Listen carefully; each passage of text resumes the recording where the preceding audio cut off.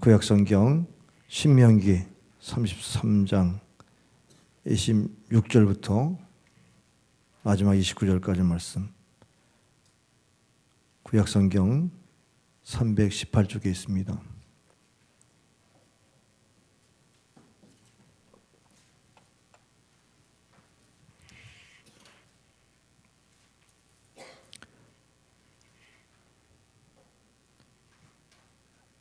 오늘도 이 말씀을 제가 봉독할 때에 하나님의 음성으로 듣기를 바랍니다. 여수르니여, 하나님 같은 이가 없도다. 그가 너를 도우시려고 하늘을 타고 궁창에서 위엄을 나타내시는도다. 영원하신 하나님이 네 처소가 되시니 그의 영원하신 팔이 네 아래에 있도다. 그가 네 앞에서 대적을 쫓으시며 멸하라 하시도다. 이스라엘이 안전히 거하며 야곱의 샘은 곡식과 새 포도주의 땅에 홀로 있나니 곧 그의 하늘이 이슬을 내리는 곳에로다.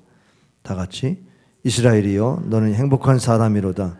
여호와의 구원을 너같이 얻은 백성이 누구냐? 그는 너를 돕는 방패시요 네 영광의 칼이시로다. 네 대적이 내게 복종하리니 내가 그들의 높은 곳을 밟으리로다. 아멘. 할렐루야. 오늘은 교회로 말하면 회개년도 마지막 주일 예배가 됩니다. 마지막이라는 단어를 우리가 또 송년주일에 쓰지만 또 우리 교회에 전체적으로 또 선교주일이면서 마지막 또 정리하는 주일이 됩니다. 그래서 새벽에 결산에 대한 의미를 좀 생각해 보았습니다. 우리의 삶을 한번 평가를 한다 그러면 좋은 평가, 나쁜 평가가 있겠죠.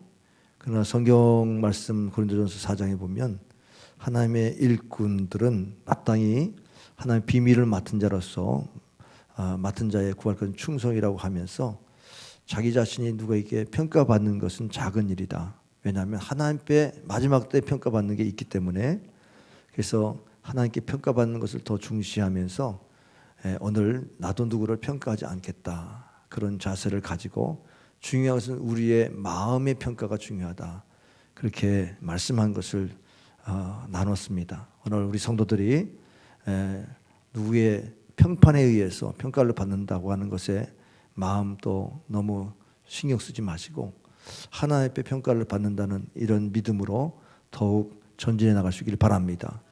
일시적으로 지금 평가받는 것 굉장히 우리에게 주목거리가 되지만 사실은 과정을 모르고 배경을 모르면서 평가하는 것은 그것은 편견이 될 수 있어요. 그러나 우리 하나님은 우리의 중심을 다 아시지 않습니까? 그래서 판단받지 아니할 수 있도록 하나님께서 그 모든 것을 하나님 평가로 맡기라는 것입니다. 하나님이 우리 성도들을 평가하시고 다시 한번 마음을 하나님께 드릴 수 있는 은혜가 있기를 바랍니다. 철학자 아리스토텔레스는 행복을 인간의 최고의 상태라고 정의했습니다. 여러분이 골든타임을 지금 지나고 있습니까? 나에게는 가장 지금이 황금이다. 그러면 행복을 느낄 거예요. 그건 뭐 모르는 사람 없습니다. 근데 왜 그런 골든타임이 내게 오지 않을까? 이것이 문제 아닙니까? 사람들이 속고 있는 게 있어요. 뭐냐 하면 돈이 있으면 행복할 거다. 내가 건강하면 행복할 거다. 좋은 사람과 만나 결혼하면 행복할 거다. 많은 친구들이 있으면 행복할 거다. 그런 유명해지면 행복할 거다. 내가 정말로 좋은 환경에서 살면 행복할 거다.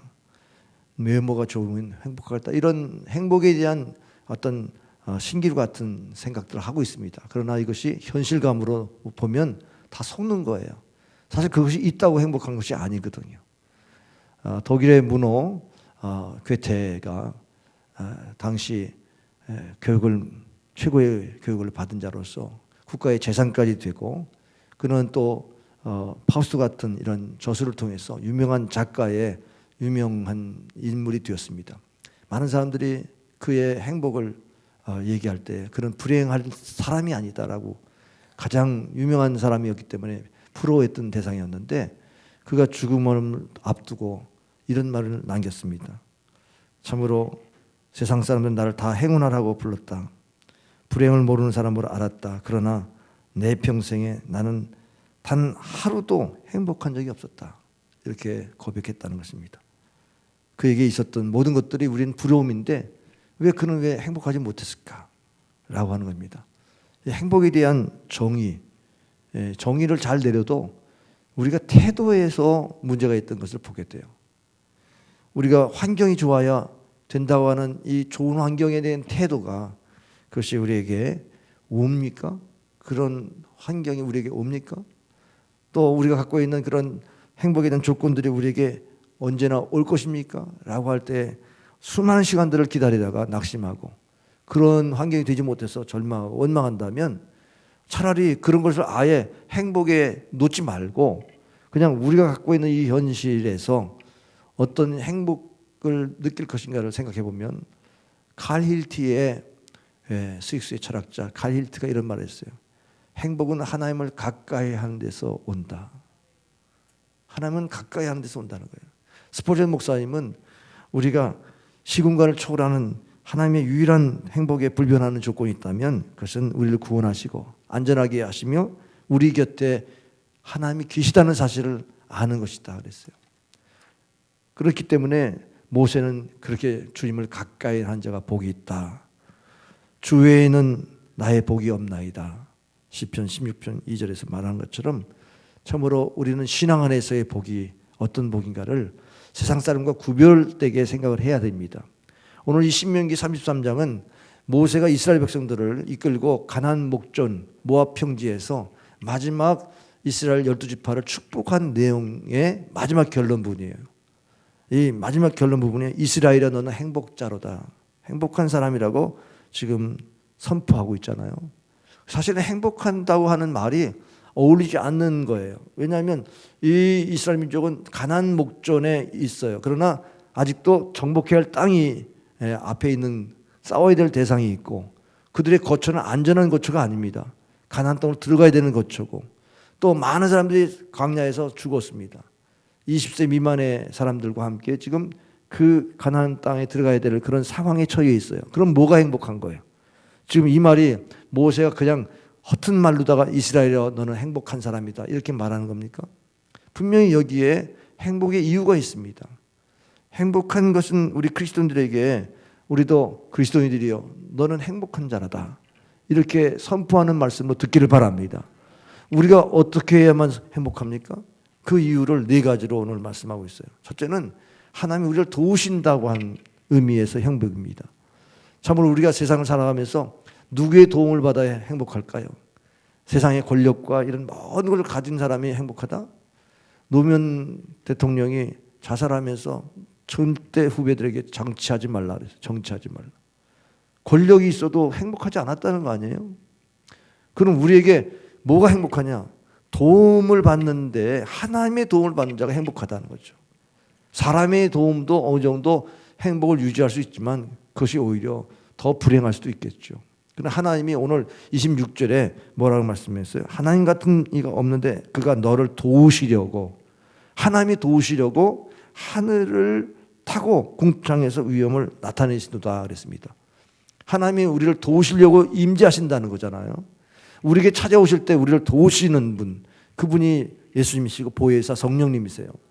보혜사 우리를 도우시기 위해 우리 곁에 계신 분 파라클토스라고 하는 보혜사 되시는 예수님께서 우리 안에 늘 함께 하시기로 동행하시려고 우리를 도우시려고 오시는 그 분이 나의 구주이시고 나의 주님이신 것을 고백할 때에 우리는 행복할 수 있는 줄 믿으시길 바랍니다. 29절에도 보면 돕는 방패라고 했어요. 너를 돕는 방패시요. 그러니까 하나님이 우리를 방패막이가 돼가지고 도와주신다는 의미이지 않습니까? 아브라함이 85세가 됐는데 자식이 없었어요. 이미도 10년 전에 하나님이 창대케 된다고 하는 약속을 받았는데도 10년 동안 자식 없이 이렇게 살다 보니까 너무나 힘들었죠. 이제는 자식에 대한 소망을 잃어버릴 때쯤 됐는데 하나님이 나는 너의 방패요 너의 큰 상급이로다. 그러면서 하나님이 나타나셨어요. 그러니까 무슨 말씀하십니까? 내게 무슨 상급을 주신다고 자식도 없는데 그러니까는 그를 끌고 바깥으로 나가서 하늘의 별을 보라. 별을 셀 수 있니? 셀 수 없을 만큼 내 자손이 창대케 되리라. 그때 아브라함이 그 말씀을 믿었더니 그를 의롭다고 하셨다고 그랬어요. 그러면 아브라함에게 상급은 뭐예요? 자식입니다. 자식. 자식이 방패가 되는 거예요. 그러면 이삭이 이 땅에 나오면서 이삭을 통해서 창대해지는 이런 아브라함과 이삭과 야곱의 이 이스라엘 민족을 이루는 이 창대한 하나님의 역사 속에서의 이 이삭은 아브라함에게는 항상 나에게 상급이다. 그 자식은 부모의 상급이라고 시편 127편에 말씀하잖아요. 그 자식이 장사의 수중에 있으면 마치 화살 같아서 그 화살통에 가득한 자는 복이 있다고 그랬어요. 왜? 원수들이 싸우려고 할 때 수치를 당하지 않도록 자식이 싸워주니까. 자식이 나가서 아버지 대신 나가 싸운다 그러면 그 수치를 당하지 않지 않겠습니까? 그런 의미의 방패라는 겁니다. 하나님이 우리를 대신하여서 막아주시고 우리를 보호해 주시고 그렇게 하시는 분이 하나님이시다. 그 하나님이 우리를 그렇게 도우신다는 겁니다. 여러분 수치를 당할 수 있는 일들 하나님이 막아주신다. 이게 행복 아닙니까? 이건 망할 수밖에 없는데 하나님이 막아주신다. 이게 행복 아닙니까? 하나님이 도와주셔야만 우리가 행복한 줄 믿으시길 바랍니다. 하나님은 나의 도움이시다. 이런 고백이 있기를 바라요. 그런데 26절과 29절을 잘 비교해서 보시면 여수린이여 하나님 같은 이가 없도다 그랬어요. There's no God. 하나님 같은 분이 없어요. 뭐예요? 29절에는 여호와의 구원을 너같이 얻은 백성이 누구냐 이렇게 되어 있어요. 그러면 하나님은 구원의 하나님이세요. 그러니까 너같이 구원받은 사람이 누구냐 이렇게 말하는 겁니다. 그럼 우리가 나만큼 구원받은 사람 있으면 나와보라 그래. 이렇게 할 수 있는 행복이 여러분에게 있습니까? 나같이 구원받은 사람이 있는가? 나는 어떠한 면에서 구원받았습니까? 죄에서의 구원, 사탄에서의 구원, 흑암에서 건져내진 이런 구원, 사연이 많이 있는 사람은 또 나같이 이렇게 멸망받을 죄인이 구원받았다고 이렇게 간증하지 않습니까? 근데 그렇게 체험이 없더라도 우리 주님께서 우리를 구원하신다고 하는 이 구원의 의미가 행복의 조건 아니에요. 여기 여술이라는 단어는 이것은 계약이라는 말과 의라는 말의 합성어입니다. 그러면 이 사랑받은 자라는 뜻이 있어요. 하나님은 말씀의 언약 백성으로서 사랑받은 자라는 뜻이 여수른입니다. 그러니까 여수른은 의로운 자, 정직자 그런 또 다른 애칭이기도 한데 가장 우리가 기억해야 할 것은 의로운 백성으로서 하나님께 사랑받은 자라는 거예요. 사랑받은 자. 그러면 하나님이 어떻게 사랑했는가? 오늘 1절부터는 안 읽었습니다만은 1절부터 쭉 보면 하나님이 모세에게 말씀하시기를 그가 시내산에서 강림하셨고 하나님이 세일산에 바란산에 강림하셔서 1만 성도에게 나타나셨어요. 그리고선 그들에게 하나님 사랑하셔서 백성들에게 말씀해 주셨다는 거죠. 말씀하심으로 율법을 받고 그들은 하나님의 총회에 들어가는 그러한 백성이 되었다. 그러니 하나님의 총회에 들어갈 수 있는 백성들은 어떤 사람이 하나님 사랑받은 자라는 거예요. 하나님의 말씀 받은 자라는 겁니다. 그래서 신명기 10장 13절에 내가 오늘 네 행복을 위하여 네게 명하는 여호와의 명령과 규례를 지킬 것이 아니냐. 하나님이 우리에게 행복을 주시기 위해서 뭘 주셨다는 거예요? 말씀을 주셨다는 거예요. 하나님은 우리에게 행복하게 하기 위해서 말씀을 주셨다.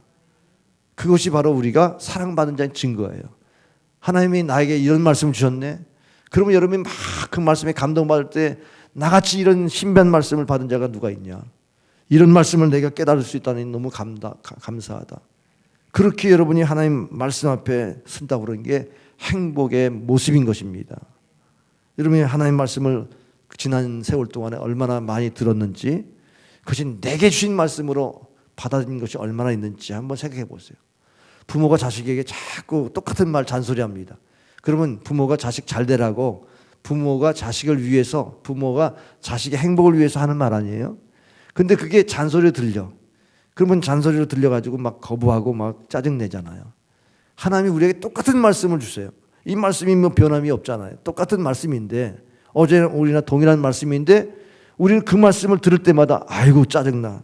왜 좀 새로운 말씀 주시지? 뭐 밤낮 똑같은 얘기예요. 여러분이 그렇게 받는다고 하면 행복이 없어요. 근데 이런 말씀도 있었네. 내가 그때는 그냥 희미하게 알았는데 이런 말씀이 진리가 이렇구나. 그러면서 그 말씀을 붙들 때 우리에게 은혜가 되는데요. 진리를 알았더니 진리가 너희를 자유케 하리라. 전에는요 세상에 꽉 묶여서 살았는데 그 묶인 데에서 자유가 되는 거예요. 야, 하나님 말씀을 들으면 들을수록 우리는 더 자유해져요. 전에는 하나님 말씀 모를 때는 세상의 풍조와 세상의 모든 이 유행을 따라서 살아가야 된다는 이런 생각이 꽉 잡혔었는데, 그래서 그냥 자유해지잖아요. 그게 행복 아니겠습니까? 그래서 우리는 하나님의 말씀을 지키고 듣고 또 바라보는 이 행복이 세상 사람이 알 수 없는 행복이에요. 그래서 나같이 하나님 말씀에 은혜 받은 사람이 있냐? 이렇게 생각하는 행복이 있기를 주의 이름으로 축원합니다. 주일마다 하나님의 말씀이 꿀떡이보다 달다. 이런 성도들이 되기를 주의 이름으로 축원합니다. 왜 똑같은 말씀 그렇게 얘기하시니나 이렇게 듣지 마시고, 하나님이 우리의 행복을 위해서, 나중에 찾아보세요. 신명기 10장 13절에 오늘 네 행복을 위해서 내가 명한다 그랬어요. 하나님이 우리에게 말씀을 주실 때마다 우리 행복을 위해서 주시는 말씀이에요. 그러면 하나님이 우리에게 주시는 말씀을 주실 때에 이거는요, 하나님의 임재를 통해서 주시는 거예요. 26절에 보면 우리를 도우시려고 할 때 구체적으로 어떻게 도우세요? 하나님의 임재를 통해 하늘을 타고 궁창에서 위엄을 나타내신도다. 하나님이 궁창을 타고 나타나시는 이유가 있어요. 왜? 공중것을 잡은 마귀가 있기 때문에 이 마귀가 하나님과 나사의 가로막이가 돼서 장애물이 돼요. 우리가 하나님의 은혜를 받지 못하게 만들고 우리의 기도가 하나님께 상달되지 못하도록 막고 있어요. 그 공중권세를 잡은 자를 하나님께서 물리치기 위해서 위엄을 하늘나라에서 보여주는 거예요. 궁창에서 하나님이 임재하심으로 보여주시는 것, 하나님의 위엄을 나타내시는 거예요. 그래서 우리는 영적 싸움에서 우리가 예수님이 나와 함께하면 이 하늘의 악한 영들과의 싸움이다. 영적 전쟁을 통해서 주님은 우리에게 우리를 도우시는 하나님으로 나타나게 되는 줄 믿으시길 바랍니다. 그러니까 하나님이 우리를 그렇게 도우시려고 그랬는데, 다니엘서 10장에 보면은 우리가 6장에 보면은 그렇게 은혜를 못 받고 있을 때 다니엘이 기도하잖아요. 21일 동안 세일에 기도할 때 바사군이 방해했지만 그것을 물리치는 것은 미가엘 천사장뿐이었더라 그랬어요. 그러니까 천사장이 그 사탄을 물리치면서 그 도왔던 그 사건과 같이 오늘 우리가 하나님의 도움을 받는 길이 뭐예요? 주님이 강림하셔서 구체적으로 말씀하여 주시고 우리로 하여금 기도하게 하시는 은혜가 바로 하나님이 우리를 도우시는 은혜인 줄 믿으시길 바랍니다. 그래서 사도행전 27장에 보니까 바울이 그가 죄 예수의 몸으로 로마에 끌려가게 되는데, 그가 이미도 큰 어려움이 있을 것을 예상하고 있었어요. 그래서 그 그레데 섬을 떠나게 될 때에 이거 큰 문제가 있으니까 어려움이 있을 겁니다. 여기서 겨울을 나야 됩니다. 그랬는데 그 백부장이, 그 로마로 호송하는 백부장이 선장과 선주의 말을 듣고 빨리 가서 그러면 겨울을 벗어나서 겨울 오기 전에 도달하도록 떠나자 해가지고 떠난 거예요. 그래서 로마로 향하는데 유라굴라 강풍을 만났죠. 그래서 파산돼서 다 죽게 생겼습니다. 살 소망이 없게 될 때에 바울이 일어서서 말합니다. 하나님이 내게 어젯밤에 이런 말씀하셨다. 여러분 안심하십시오. 모든 것은, 배는 파산될지 몰라도 사람은 다 살아남습니다. 그리고 너는 가이사 앞에 설 것이다. 가이사 앞에 선다는 얘기는 로마에까지 가게 될 것이다. 그러면서 안심하라고 어제 말씀하신 대로 나는 그대로 되리라고 믿습니다. 그러면서 사도행전 27장 22절 25절에서 말씀합니다. 이건 뭐죠? 이 바울에게 주신 말씀이잖아요. 다른 사람들은 그 말씀 전혀 못 들었지 않습니까? 나같이 행복한 사람이 누가 있어? 하나님이 나에게 직접 말씀해 주셨는데. 이런 행복 여러분 경험했습니까? 하나님이 내게 어려운 환난을 당했는데 어떻게 해야 되나? 큰일 났다. 근데 하나님이 말씀해 주셔서 그 말씀을 다 받는 순간 마음이 편하고 요동하지 않는 그런 삶을 살 때 그게 평안이요, 그게 행복인 줄 믿으시길 바랍니다. 그런 약속을 주신 거예요.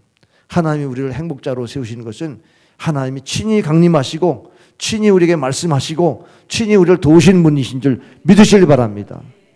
그 다음에 두 번째 행복의 이유는 하나님이 우리의 삶의 근거가 된다는 거예요. 사람이 어떤 삶의 근거를 삼고 살아가요. 돈이 근거가 돼서 사업도 하고, 인맥이 또 근거가 돼가지고 또 사회에서 활동을 하고 하잖아요. 뭐가 근거가 있지 않습니까? 뭐 소도 비빌 언덕이 있어야 비빈다고. 뭔가 근거가 있어요. 우리 삶의 기초가 어디에 있습니까?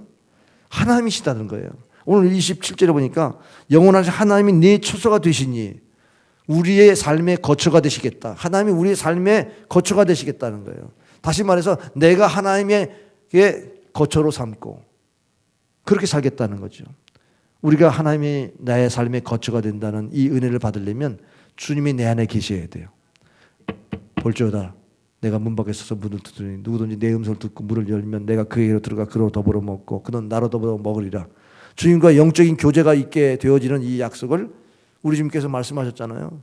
그러니까 영접하는 자, 주님이 우리 안에 들어오시면 우리 주님이 우리 안에서 계속 문을 두드리면서 말씀하시고 말씀 가지고 교제하고 나누고 그러면서 교제하는 거예요.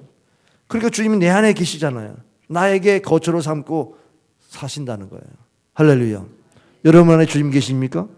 주님이 내 안에 계신 것을 확신한다면 그것이 우리 인생의 너무너무 행복의 기초가 되는 겁니다. 어디를 가서 우리가 편안할까? 여기 가면 좋은 일이 있을까? 뭐 이렇게 방황하는 인생이지만 우리는 주님이 내 안에 내가 주님 안에 거하면 무엇인지 원하는데 구하라. 그래야만 이루리라. 할렐루야. 주님이 내 안에 거하는 이것에 우리의 삶의 목표를 둬보세요. 그러면 우리가 얼마나 안정되고 평안한 생활을 할 수 있어요.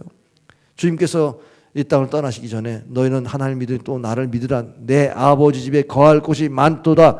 그렇지 않으면 내가 기도하시고 하나님을 의뢰하시길 바랍니다. 그래서 오늘 27절 하반절에 보면은 그가 내 앞에서 대적을 쫓으시며 멸하라 하시도다. 지금 이스라엘 백성이 경험하고 있는 많은 대적들, 가나안의 원주민들과 싸워서 승리해야 되는 이러한 과제를 앞에도 하나님이 그렇게 약속하십니다. 그들이 싸워야 될 모든 미래의 싸움들 다 하나님이 내가 그들을 멸하시겠다. 하나님이 약속하시지 않습니까? 오늘 우리가 이 땅에 싸워야 될 싸움이 많지만 두 가지의 종류의 싸움입니다. 예측 불허의 싸움, 컨디션에 의해서 상황에 따라서 이기도 하고 지기도 합니다. 내 힘으로 사는 건 다 예측 불허예요. 근데요, 영적인 싸움은요 항상 이겨요. 왜? 주님이 전쟁에 능하신 하나님이시고 주님이 앞서가시니까. 영적 전쟁은 주님이 앞서가는 싸움이에요. 여러분이 주님보다 앞서가면 실패해요. 이길 수도 있지만, 여러분 실력으로 이길 수도 있지만 또 질 수도 있어요. 그 예측 불허의 싸움을 여러분 싸우겠어요? 주님이 앞서가시도록 주님을 마음의 중심에 모시고 주님 앞세울 수 있기를 바랍니다. 주님의 영광을 앞세우시기 바랍니다. 먼저 그 나라와 그 일을 구하면서 나아가시기 바랍니다. 그게 주님을 앞세우는 거 아닙니까? 내 힘으로는 또 넘어집니다. 내 대적을 주님의 손에 맡깁니다. 그럼 주님이 맡아주셔서 싸워서 이기게 하시는 그 싸움, 이 영적 싸움에 여러분이 지혜를 가지시고 환난 날에 나를 부르라. 내가 나를 건지리니 내가 나를 영원롭게 하리로다. 하나님이 우리에게 환난을 당하나 담대하라. 내가 세상을 이겼느니라. 세상을 이김을 우리가 싸워야 되는 거죠. 우리의 싸움은 믿음이라. 우리가 싸우는 싸움의 승리는 믿음에 있어요. 그 믿음의 내용은 뭐냐면 물과 피와 성령이라고 했어요. 요한일서 5장 5절 7절에 보면은 예수께서 하나님의 아들이심을 믿는 자가 아니면 세상을 이기는 자가 누구냐? 이는 물과 피로 임하신 이시니 곧 예수 그리스도시라. 물로만 아니요 물과 피로 임하셨고 증언하는 이는 성령이니 성령은 진리니라. 증언하는 이가 셋이니 성령과 물과 피라. 또한 이 셋은 합하여 하나이니라 그랬어요. 그러니까 결국 우리로 하여금 다시 한번 주님이 내 안에 계셔서 참으로 피를 흘려주시는 보혈로의 능력과 주님께서 말씀으로 우리를 지켜주시고 말씀으로 우리 공급해 주시고 말씀을 의지하게 만드시는 주님의 은혜 그리고 성령, 성령의 은혜를 경험할 때에 우리는 승리하게 되는 줄 믿으시길 바랍니다. 그래서 우리가 주님께서 산자와 죽은 자의 주가 되시기 위해서 정말로 우리에게 찾아오셔서 부활의 주임으로 다시 오셔서 성령을 받으라. 성령을 받으라고 제일 먼저 말씀하시잖아요.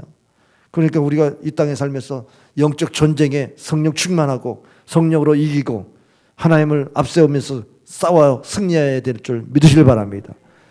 그러니까 우리 앞에 당면한 많은 과제가 있음에도 불구하고 지금 현재 주님이 나와 함께 한다는 이 신앙 안에서 우리는 이 싸움을 걸고 나가는 겁니다.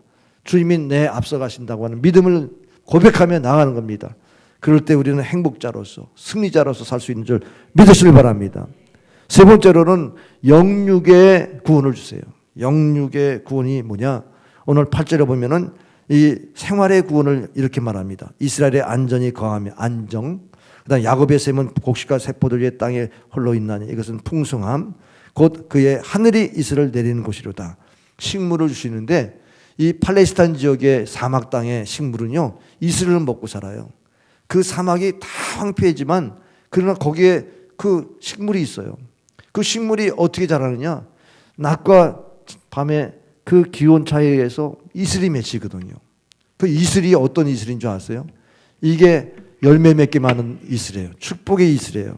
오늘 이 33장 13절에 보면 뭐라 그랬냐면 요셉에 주는 축복이 이렇게 되어 있어요.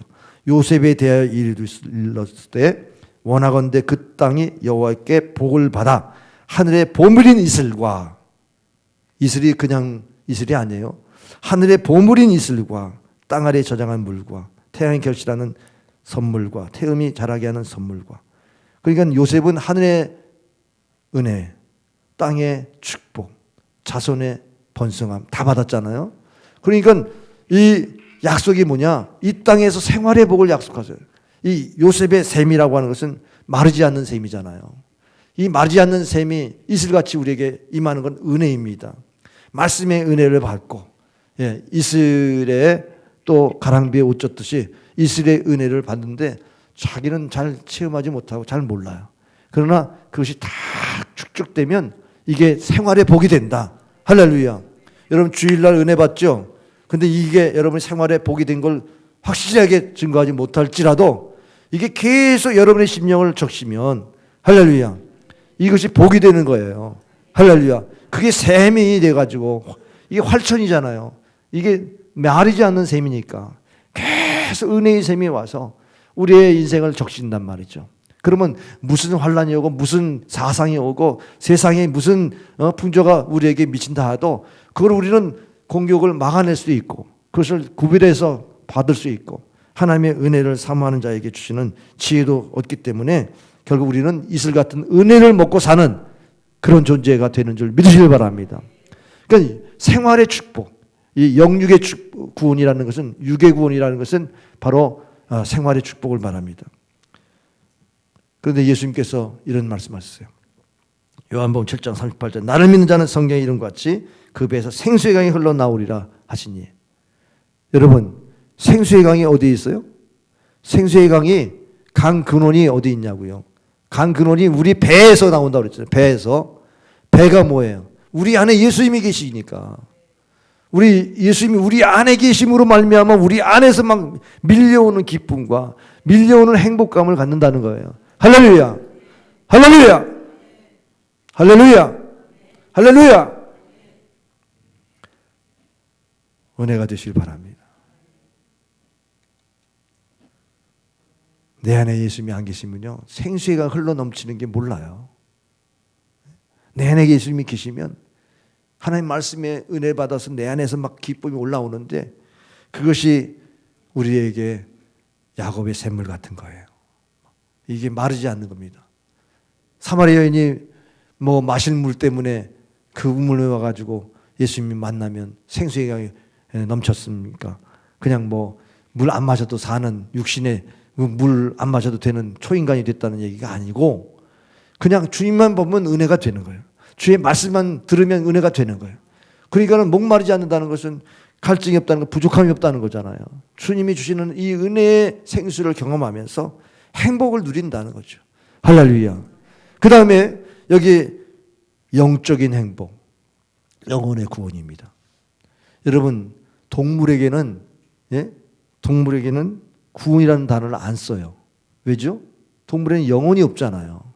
구원은 바로 영혼이 있는 인간에게 붙이는 말이 구원입니다. 그러니까 지금 하나님이 29절에 보니까 여호와의 구원 이렇게 말했어요. 여호와의 구원. 하나님이 우리를 구원하시는 분이라는 거잖아요. 그러니까 이거는 우리의 영적인 구원의 주님이시라는 것입니다. 29절에 이스라엘이여 너는 행복한 사람이로다. 이 행복이라는 단어가 아쉬레예요. 아쉬레. 이것은 우리가 소유를 누리는 베라카라고 하는 그런 복과는 다릅니다.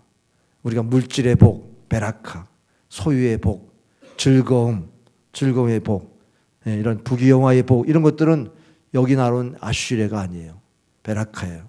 그 얘기는 뭐냐면 우리가 행복한 사람이라는 뜻이에요. 존재 자체가. 시편 1편 1절에 복 있는 사람은 악인의 꾀를 쫓지 않고 죄인의 길에 서지 않고 오만한 자리에 앉지 아니하나니 그는 시절을 쫓아 과실을 맺나니 죄로 주의 율법을 묵상하는 자로다. 여러분, 죄로 하나님 말씀 묵상하는 자입니까? 그것이 내 인생의 뿌리가 된다, 내 삶의 근거가 된다 라고 하는 사람이 아쉬레의 복을 받은 사람이라는 거예요. 그러니까 구원받은 사람은, 영적인 구원은, 하나님의 말씀이 교통하는 구원을 받는 사람은 이 복이 어마어마한 겁니다.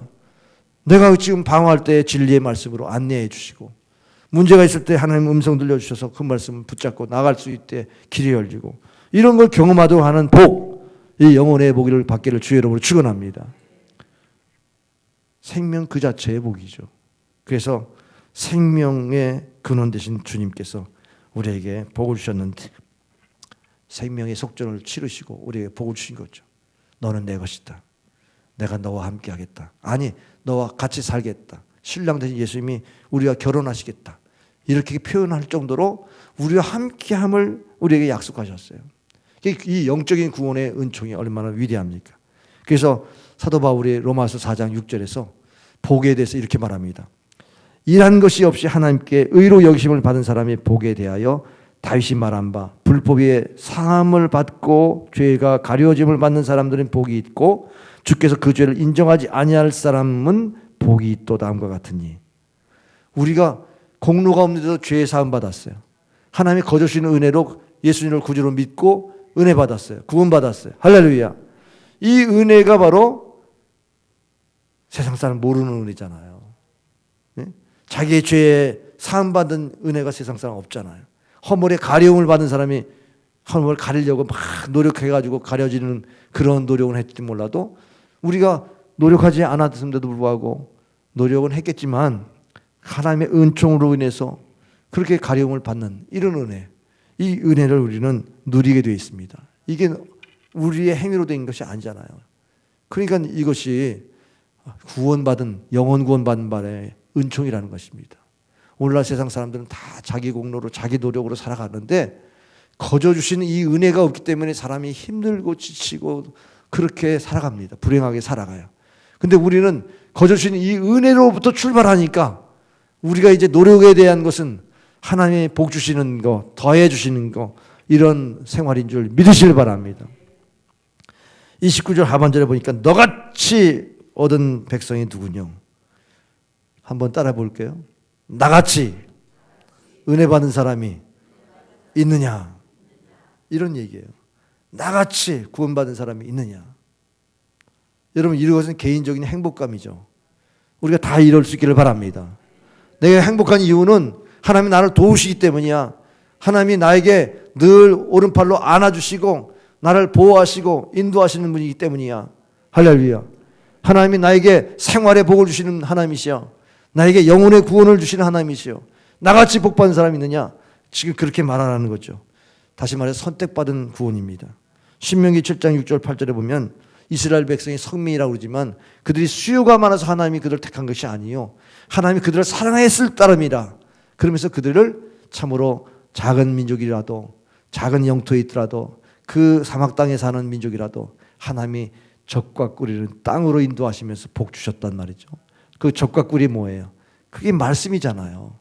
겉으로는 보이지 않는 그 사막 땅이지만 하나님 말씀을 믿고 사는 그들에게는 복이 임하는 그런 약속의, 이런 약속의 땅인 우리가 누리고 살게 하셨다.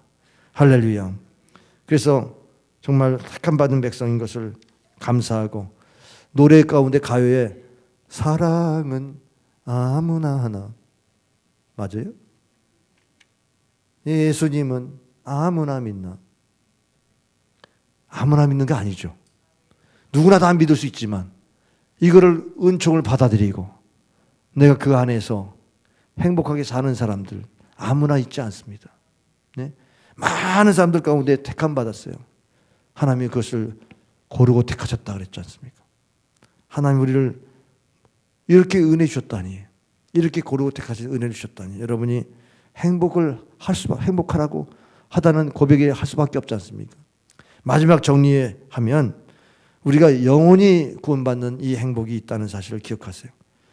구원이라는 게 일시에 잠깐 구원받고 끝나는 게 아니고 영원한 구원이라는 사실입니다.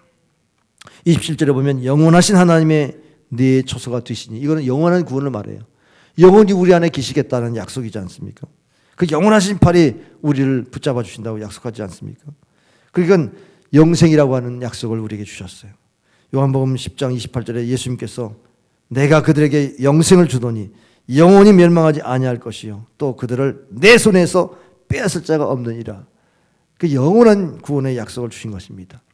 정말 우리 주님께서 생명의 원천이 되셔서 우리를 참으로 멸망치 않도록 우리를 위하여서 자기 생명을 버리시고 산자와 죽은 자의 부활이 주가 되시기 위해서 부활하시고 우리가 영원히 천국에서 함께 하시는 이 구원의 약속을 주신 줄 믿으시길 바랍니다.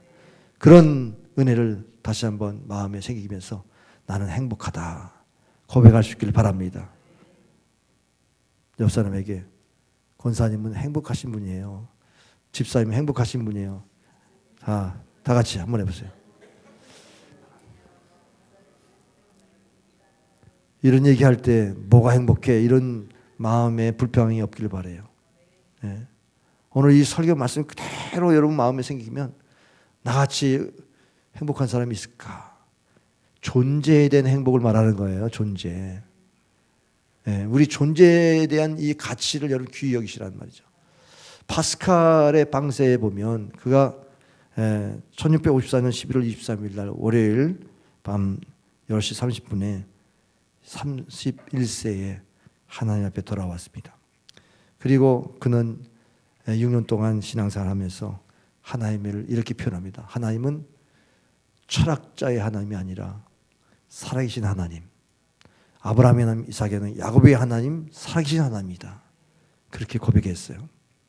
오늘 여러분이 하나님이 여러분의 삶에 살아계신 하나님인 줄 믿으시길 바랍니다. 우리 인생을 외면하고 계신 분이 아니세요. 네. 우리가 내 마음대로 사는 그런 인생도 있죠. 이 파스칼은 방세에서 하나님 없이 사는 사람이 있다. 내 마음대로 살고 하나님께 관심이 없이 사는 그런 사람이 있는가 하면 신을 찾아 구도자의 삶을 사는 사람이 있다. 철학적인 사람, 윤리 도덕가의 사람이 있다. 그러나 우리는 살아계신 하나님을 만난 우리는 우리 안에 예수님이 계시다는 사실을 알고 그분이 우리의 삶을 복 주신다는 믿음을 갖고 사는 것이라는 것입니다. 할렐루야. 주님이 내 안에 영원한 거처가 되시옵소서. 할렐루야. 주의 오른팔에 나를 붙잡아 주시옵소서. 주님이 하늘을 가르치고 강림하셔서 내게 말씀하여 주옵소서. 오늘 이런 태도로 여러분 사시죠? 예, 하나님 가까이 하는 자가 복이 있습니다. 여러분이 하나님 가까이 할수록 인격이 변화되고 존재감이 달라지죠. 여러분이 도우시는 하나님을 만나시길 바랍니다. 우리를 구원하시고 생활을 도우시고 우리를 구원하실 때 영원히 구원하시는 이 하나님이 여러분의 하나님인 것을 고백하시고 복된 삶이 되기를 주의 이름으로 축원합니다. 기도하겠습니다. 아버지 하나님 감사합니다. 우리가 올 한 해를 돌아보고 또 우리 신앙생활의 지금까지의 신앙 여정을 돌아보면서 내가 행복한 줄 몰랐습니다. 나는 이 땅에 살면서 세상의 복에 대한 개념을 가지고 살면서 속아 살았습니다. 그러나 우리 주님이 주시는 분명한 행복자의 규정과 행복자의 이유에 대한 말씀을 듣고 보니 과연 나는 구원받은 하나님의 백성이요 영원히 구원받은 백성이기 분명하면 행복한 자인 줄 믿습니다. 하나님이 우리를 도우실 줄 믿습니다. 영적 전쟁에 주님이 주인 되시도록 우리가 그렇게 신앙생활하면 우리는 항상 하나님의 도움에 승리가 있을 줄 믿습니다. 하나님 우리를 주의 팔로 안위해 주시고 대적을 막아주시고 정말 하나님이 우리를 보호하시고 우리에게 말씀해 주신 줄 믿습니다. 하나님 오늘 생활의 복도 주실 줄 믿습니다. 하나님께서 이와 같은 복으로 살게 하여 주시옵소서. 예수님의 이름으로 기도합나이다. 아멘.